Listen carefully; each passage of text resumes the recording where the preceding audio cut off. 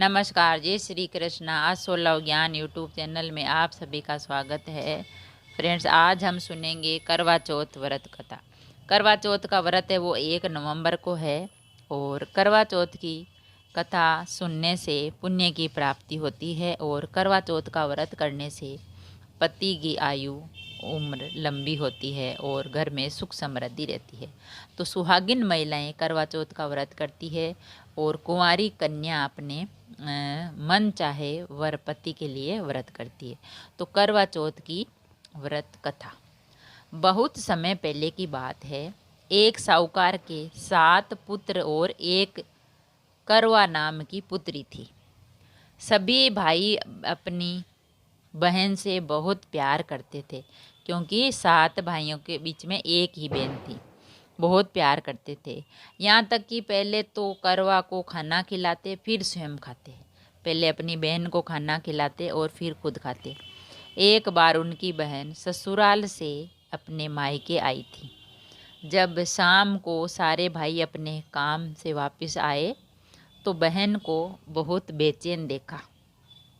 भाइयों द्वारा रात को खाना खाने के लिए कहा भाइयों ने बहन को, पर बहन ने मना कर दिया। वजह पूछने पर बहन ने बताया कि आज मेरा करवा चौथ का व्रत है और वो खाना चांद को अर्घ देने के बाद ही खाएगी। चंद्रमा अभी तक निकला है, इसलिए वह खाना भी नहीं खाएगी। जब चंद्रमा नहीं निकला तो वह खाना नहीं खाएगी। और व्याकुल थी। सबसे छोटे भाई से बहन की ओर हालत देखी नहीं गई। सबसे छोटे भाई ने देखा कि बहन बहुत व्याकुल है, बहुत है, क्योंकि पूरे दिन से कुछ नहीं खाया था। और वह दूर पीपल के पेड़ पर दिया जलाकर देख देता है। छोटा भाई होता है वो जाता है दूर और जंगल में और दिया जलाता है और उसको दिखा देता है। उदय हो गया चांद, चतुर्थी का चांद उदय हो गया, ऐसा लगता है। फिर भाई अपनी बहन को बताते हैं कि चांद निकल आया है, वो अर्घ देने के बाद भोजन कर सकती है। भाइयों ने कहा कि बहन चांद निकल आया, आप अर्घ दे लो और खाना खा लो। बहन खुशी से जल्दी जल्दी चांद को अर्घ देकर भोजन ग्रहण करने लग जाती है। लेकिन जैसे ही वो पहला निवाला मुख में डालने लगती है तभी उसको छींक आ जाती है। दूसरा निवाला मुंह में डालने लगती है तो उससे बाल आ जाता है। और जैसे ही वो तीसरा निवाला मुंह में डालने लगती है तभी उसको अपने पति की मृत्यु की खबर मिलती है। वह एकदम से बौखला उठती है, घबरा जाती है और अपनी शुद्ध बुद्धि खो देती है। उसकी भाभी उसे सच्चाई से अवगत कराती है कि किस तरह उसका व्रत गलत तरीके से तोड़ा गया, जिससे देवता नाराज हो गए और उन्होंने ऐसा किया है कि तुमने चांद निकलने से पहले ही भोजन कर लिया तो भगवान नाराज हो गए। सच्चाई जानने के बाद वह निश्चय करती है कि वह अपने पति का अंतिम संस्कार नहीं होने देगी और सती व्रता से उसका पुनर्जीवित करवाएगी। पूरे 1 वर्ष तक वह अपने पति के शव के पास बैठी रहती है और शव पे उगने वाले सुई नुमा घास को एकत्रित करती रहती है। 1 साल बाद फिर करवा चौथ का व्रत आता है और उसकी भाभियाँ उससे करवा चौथ का आशीर्वाद लेने आती है। तो वो प्रत्येक को वह सुई नुमा घास पकड़ते हुए कहती है, यम सुई ले लो, पिए सुई दे दो, मुझे भी अपनी जैसी सुहागन बना दो। यह आग्रह सुनकर हर भाभी उससे अगली भाभी से आग्रह करने का परामर्श देती है। एक एक करके वो ऐसे कहती जाती है।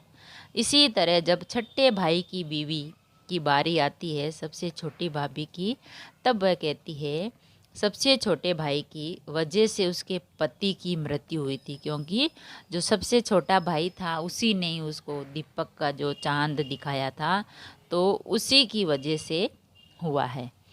तो केवल उसकी पत्नी में ही ये शक्ति है जिससे तुम्हारा पति पुनः जीवित हो सकता है।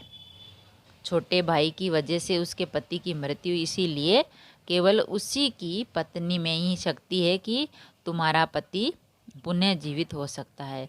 जब वो तुमसे आशीर्वाद लेने आए तो उसे पकड़ लेना और इच्छा पूरी होने तक छोड़ना मत।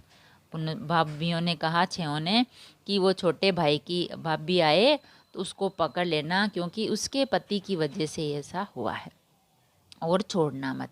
जब सबसे छोटी भाभी आशीर्वाद लेने आती है तो करवा उससे सुहागन बनने का आग्रह करती है, लेकिन वह टालम टोल करने लगती है। करवा उसे और कम के पकड़ लेती है, कस के पकड़ लेती है। वो उसकी ननद होती है जो उसको कस के पकड़ लेती है और अपने पति को जिंदा करने को कहती है। भाभी छूटने के लिए उसे खींचती है, नोचती है, लेकिन करवा उसे छोड़ती नहीं है। अंत में उसकी तपस्या देख भाभी पसीज जाती है और अपनी छोटी अंगुली को चीर उससे अमृत निकाल कर उसके पति के मुंह में डाल देती है। इतने में ही उसका पति श्री गणेश का मंत्रोच्चारण करता हुआ पुनः जीवित हो जाता है। इस प्रकार प्रभु कृपा से उसका पति फिर से जीवित हो जाता है। हे श्री गणेश भगवान, माँ गौरी, जिस प्रकार करवा के चीर सुहाग का वरदान आपसे मिला है, वैसा ही सब सुहागिनों को मिले। जैसा उसका सुहाग किया सही सलामत, वैसा सभी का रखना, और करवा चौथ माता अपना आशीर्वाद बनाए रखना।